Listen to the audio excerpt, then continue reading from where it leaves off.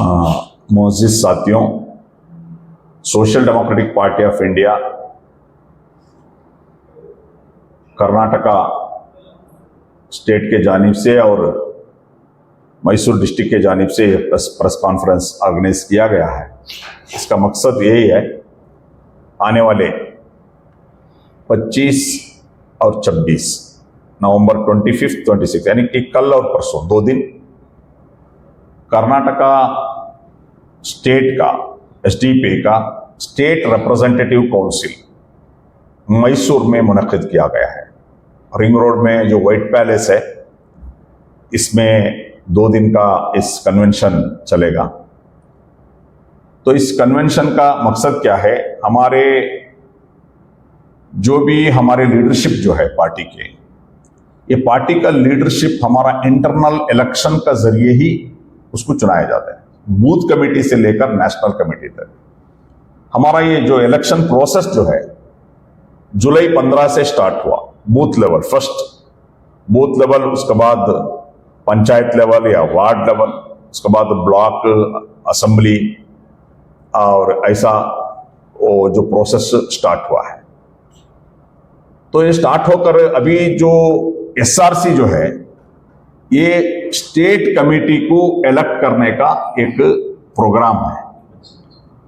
तो इसमें 3 साल का पार्टी का जितने भी एक्टिविटीज है, प्रोग्राम्स है, एजिटेशन है, एहतिजाज है, खिदमात है, और तमाम चीजें के ऊपर रिपोर्टिंग होगा, और वो रिपोर्टिंग के ऊपर गुफ्तगू होगा। और current political situation, different subjects का ऊपर गुफ्तगू होगा, जो भी करंट पॉलिटिक्स में जो चल लेकर है। तो ये 2 दिन का शेड्यूल में नया स्टेट कमेटी कर्नाटक आइंदा 24-27 आइंदा 3 साल के लिए नया लीडरशिप इलेक्ट किया जाएगा, president and office bearers and committee.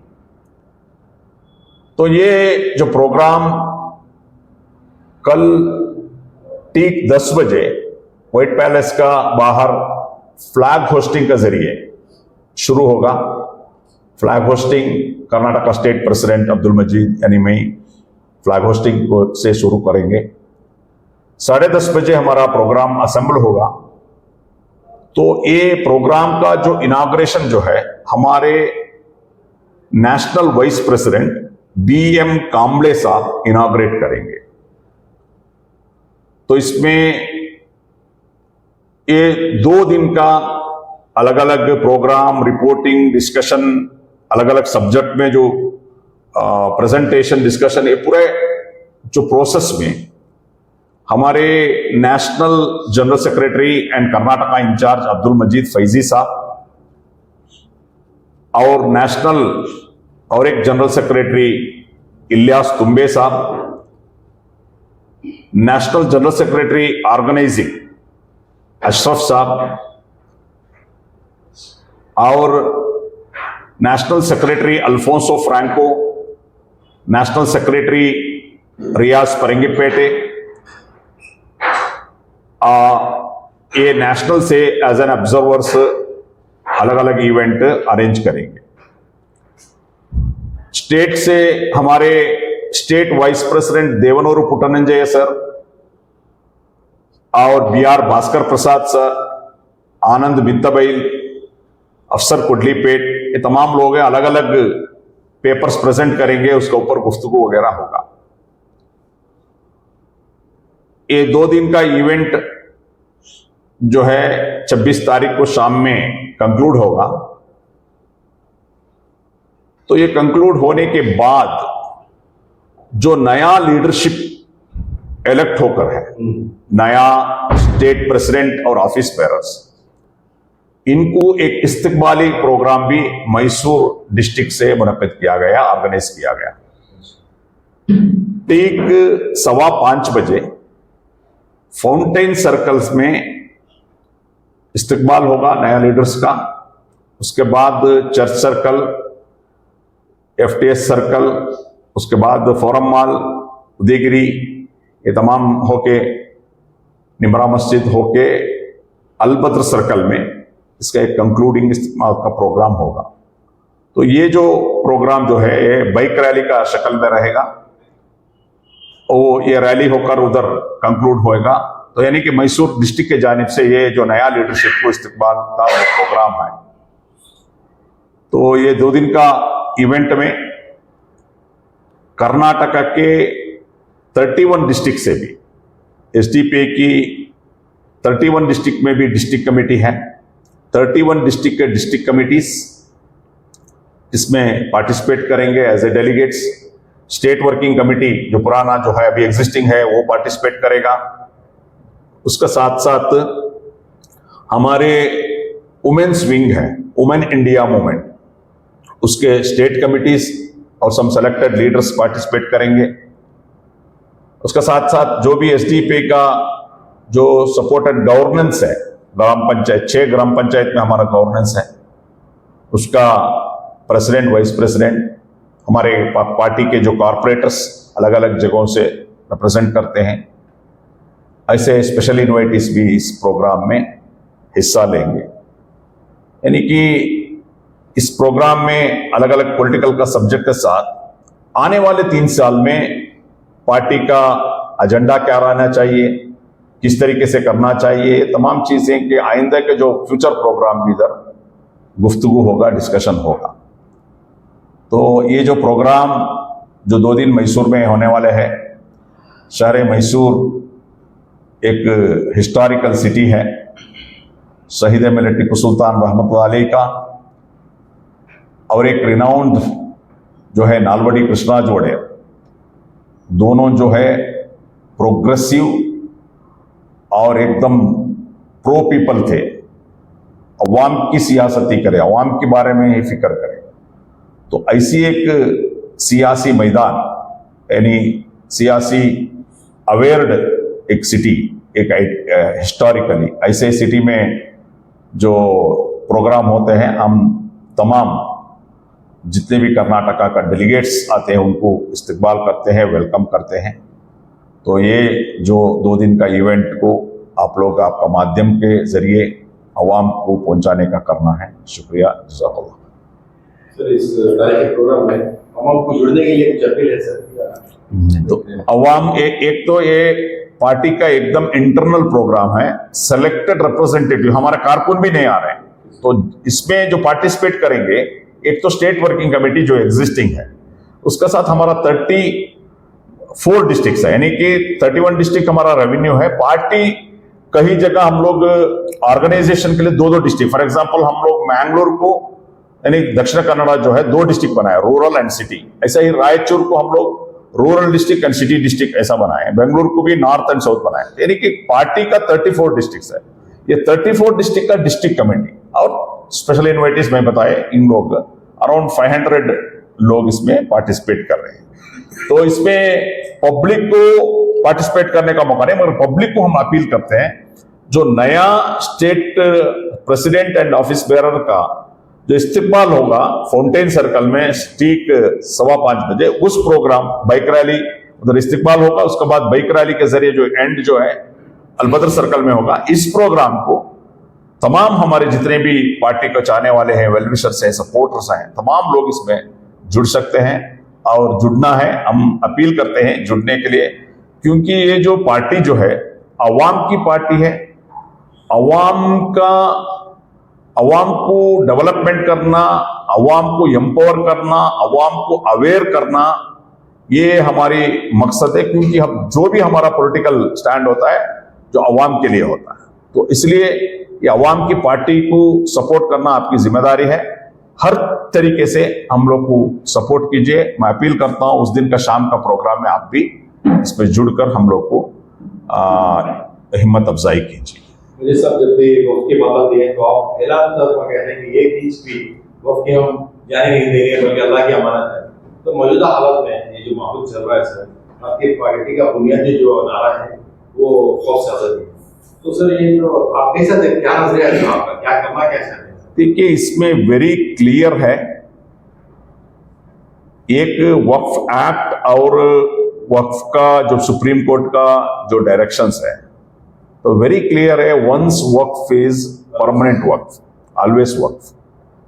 क्योंकि जो वक्फ का जो जमीन जो होता है ये रिलीजियस पर्पस के लिए, यानी कि मुसलमानों का रिलीजियस, सोशल, दूसरा डेवलपमेंट के लिए ये जो है दिया जाता है। ये गवर्नमेंट का प्रॉपर्टी नहीं है, वेरी क्लियर है, ये गवर्नमेंट का प्रॉपर्टी नहीं है, ये इंडिविजुअल प्रॉपर्टी जो फिलांथ्रोपिस्ट जो लोग होते हैं उन लोग जो गिफ्ट किया, दान आकर को जो बोलती है वो किया हुआ।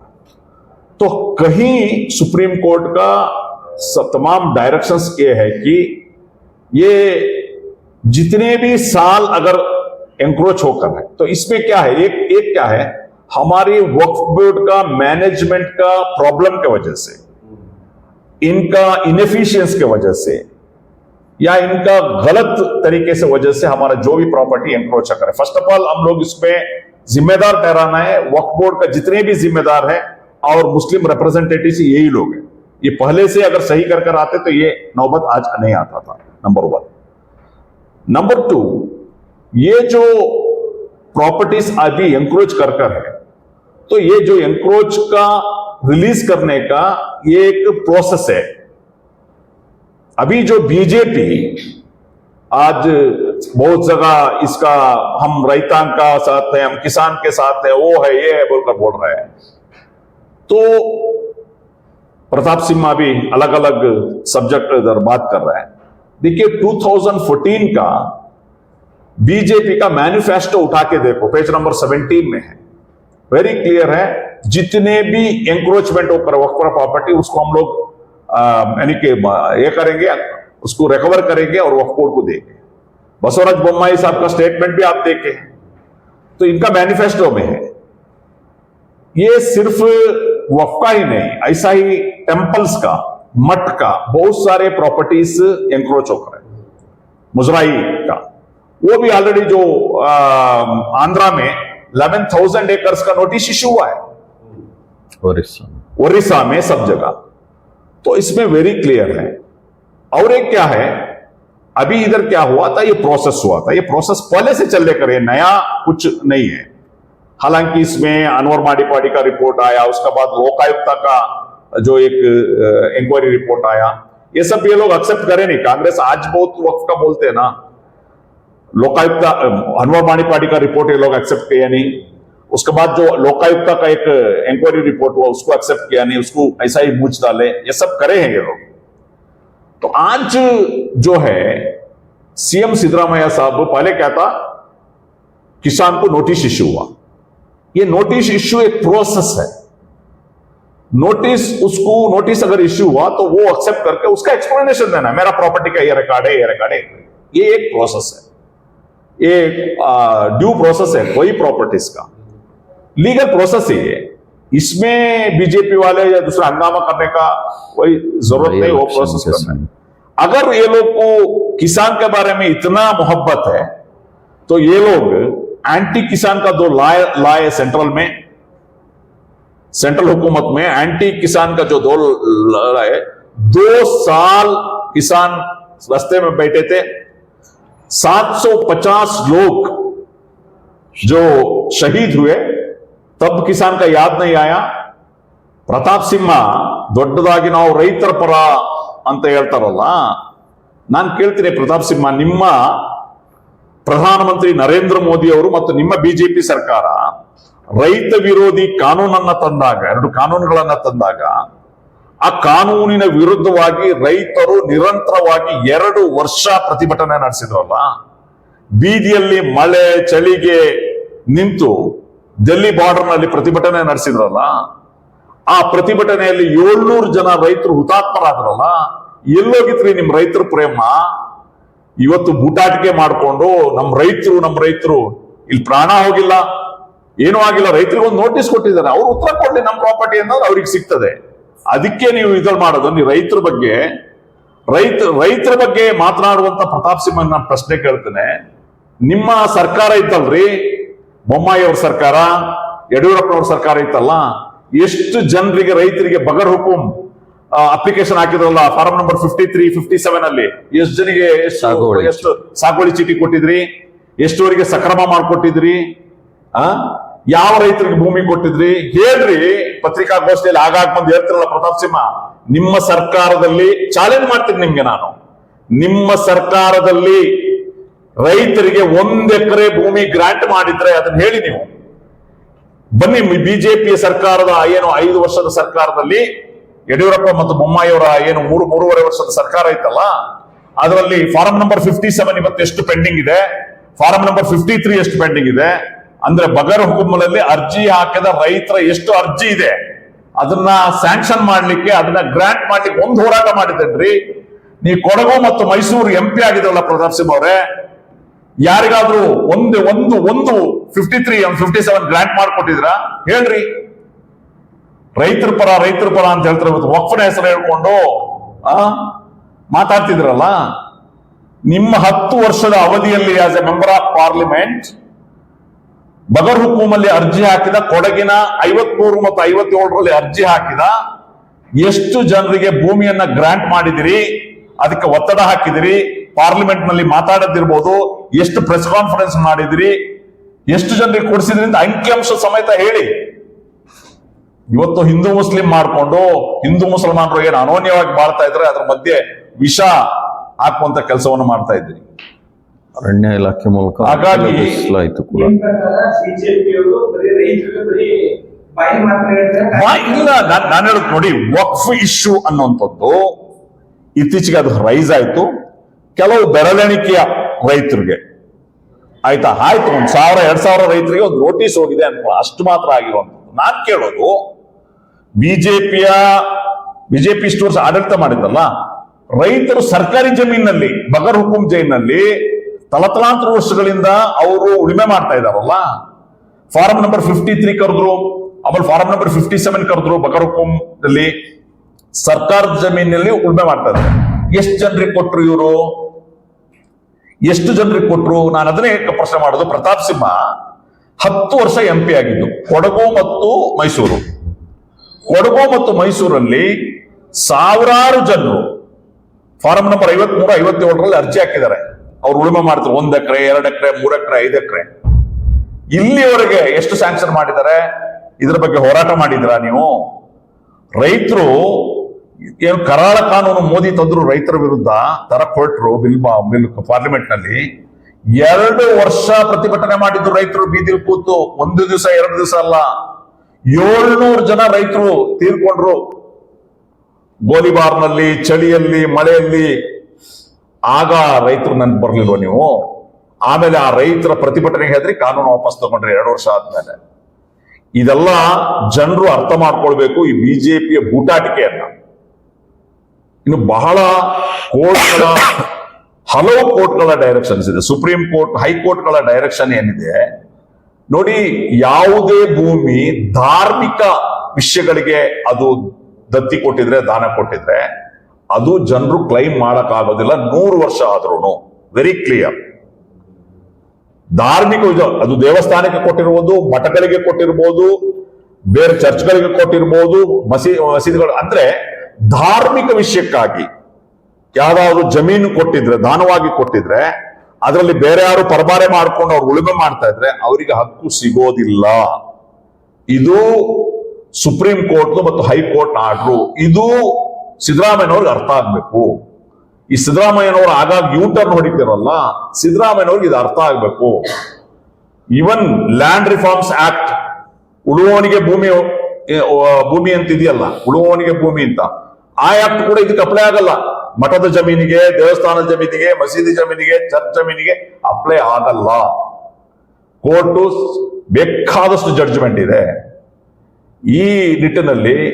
ಮತ್ತೆ ಸಿದ್ದರಾಮಯ್ಯನವರಿಗೆ ಹಕ್ಕೇ ಇಲ್ಲ ನೋಟಿಸ್ ವಾಪಸ್ ಪಡೆಯುವುದು. ವಕ್ಫ್ ಭೂಮಿ ಬಗ್ಗೆ ಒಂದು ಡಿಸಿಷನ್ ತಗೊಳ್ಳುವಂತ ಪವರ್ ಯಾವುದೇ ಮುಖ್ಯಮಂತ್ರಿಗೆ ಇಲ್ಲ.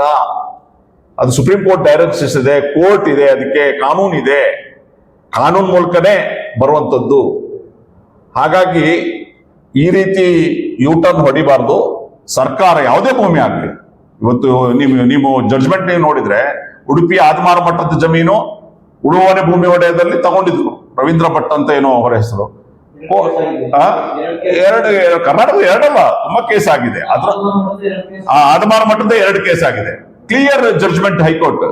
ಇದು ಮಠಕ್ಕೆ ಧಾರ್ಮಿಕ ಉದ್ದೇಶಗಳಿಗೆ ದಾನ ನೀಡಿರೋದ್ರಿಂದ ಇದರಲ್ಲಿ ಲ್ಯಾಂಡ್ ರಿಫಾರ್ಮ್ಸ್ ಆಕ್ಟ್, ಉಳುವವನಿಗೆ ಭೂಮಿ ಒಡೆಯನ ಆಕ್ಟ್ ಇದು ಅಪ್ಲೈ ಆಗಲ್ಲ ಅಂತೇಳಿ ಮಠಕ್ಕೆ ವಾಪಸ್ ಕೊಟ್ಟಿದ್ದಾರೆ. ಇದು ವೆರಿ ಕ್ಲಿಯರ್ ಇದೆ. Thank you.